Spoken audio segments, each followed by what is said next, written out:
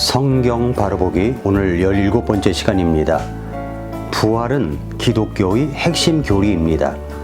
성경은 세 종류의 부활에 대해서 이야기하고 있습니다. 첫째는 민족적 부활입니다. 이 부활은 현재 민족적으로 죽어 있고 여러 민족들의 무덤 속에 매장되어 있지만 다시 살아나 자기들의 본토로 돌아가게 될 이스라엘에 대한 것입니다.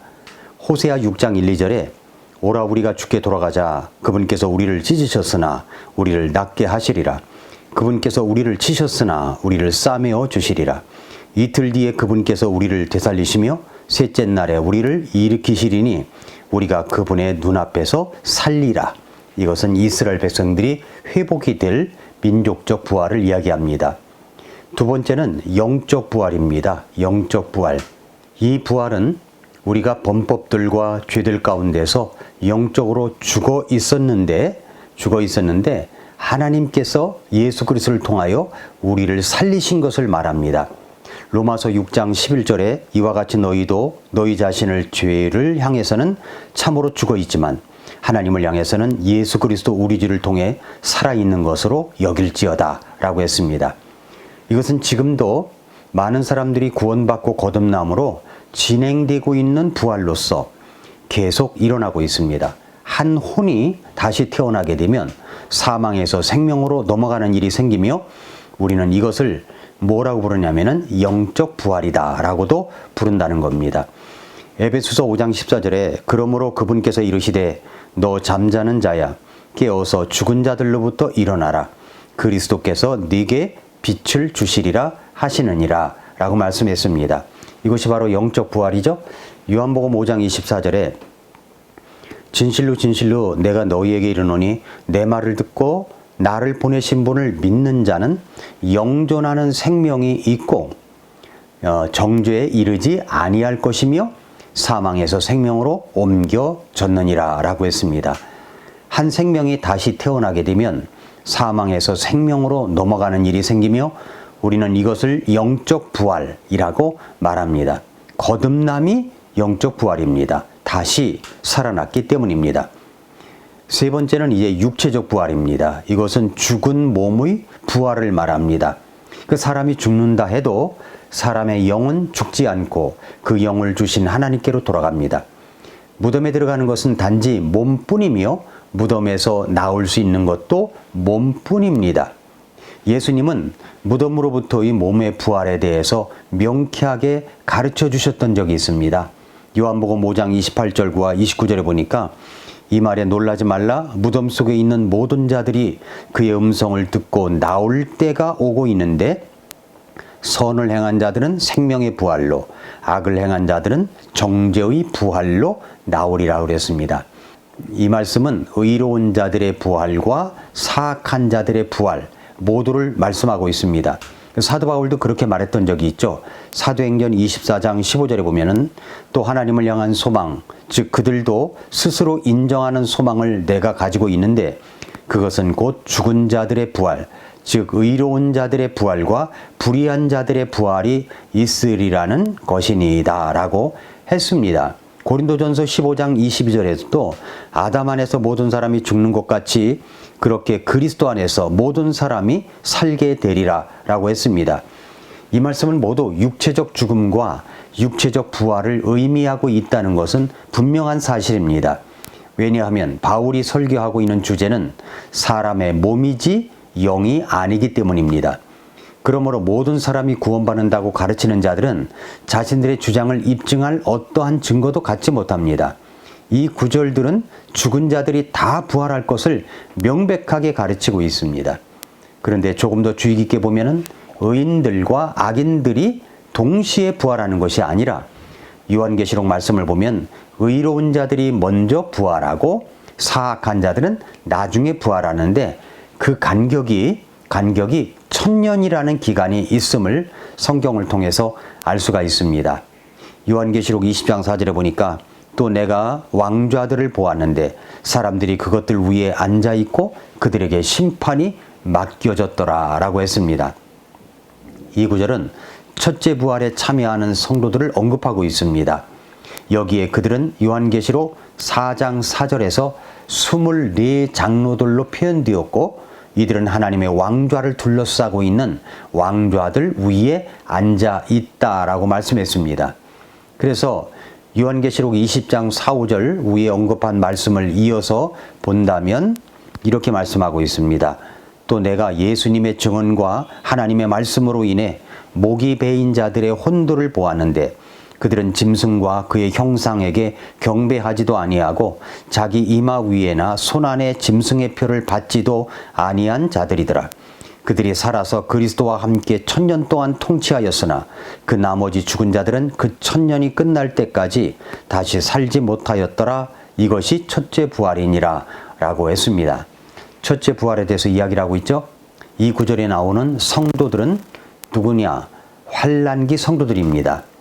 처음에 요한은 순교당한 모습의 그들을 혼들로서 보았으며 그 다음에는 그들이 죽은 자들로부터 부활해서 즉 다시 살아서 최초의 부활 성도들과 함께 그리스도와 함께 1000년 동안 통치하는 것을 목격했습니다.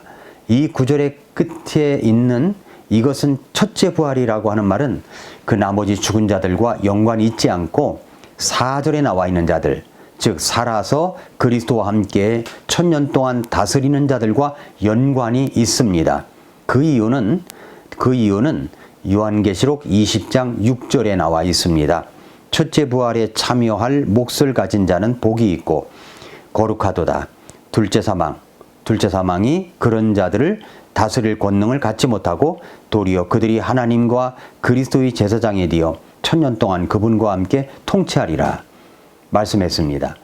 죽은 자들이 서로 다른 그룹으로 서로 간에 시간의 간격을 두고서 부활할 것이다 라고 하는 것은 고린도전서 15장 22절과 24절에 분명하게 묘사되어 있습니다. 아담 안에서 모든 사람이 죽는 것 같이 그렇게 그리스도 안에서 모든 사람이 살게 되리라. 그러나 각 사람이 자기 차례대로 되리니 먼저는 첫 열매인 그리스도시요 그 다음은 그리스도께서 오실 때 그분께 속한 자들이니라. 그 뒤에 끝이 오는데 그때는 그분께서 모든 치리와 모든 권세와 권능을 물리치시고 왕국을 하나님 곧 아버지께 넘겨 드리실 때라 라고 했습니다.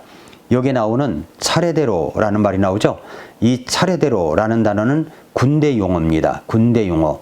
그래서 무슨 뜻이냐면 무리, 군단, 여단 등을 의미합니다. 이 말씀에 부활의 순서가 나오죠. 첫 열매 그리스도, 그 다음은 그리스도께서 오실 때 그분께 속한 사람들, 그 뒤에 끝이 온다 라고 했죠.